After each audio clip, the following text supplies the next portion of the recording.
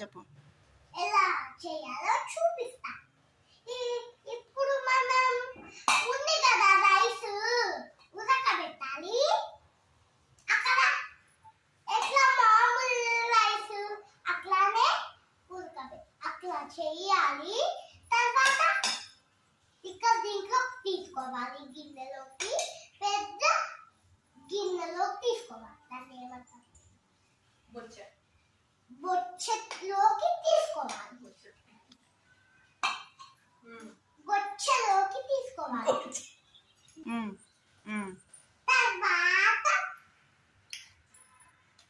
ఇవి పల్లీలు, పచ్చిపప్పు,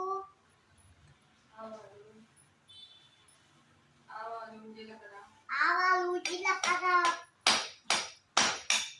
కరివేపాకు అవన్నీ ఇక్కడ తీసుకోవాలి. తర్వాత అన్నంలో పసుపు అవన్నీ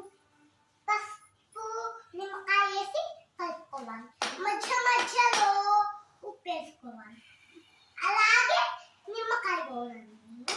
మధ్యలో నిమ్మకాయ వేసుకోవాలి, ఉప్పు వేసుకోవాలి, రెండు వేసుకోవాలి.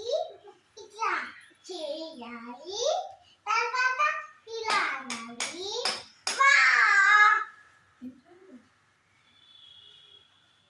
చూడాలి. ఇట్లా ఇప్పుడు ఏం రెడీ అయింది? ఇప్పుడు లెమన్ రైస్ అనేది రెడీ అయిపోయింది. అబ్బబ్బా ఎంత చేశాను. చేతిలో పెట్టించుకోవాలి. ఇట్లా చేతిలో పెట్టించుకున్న తర్వాత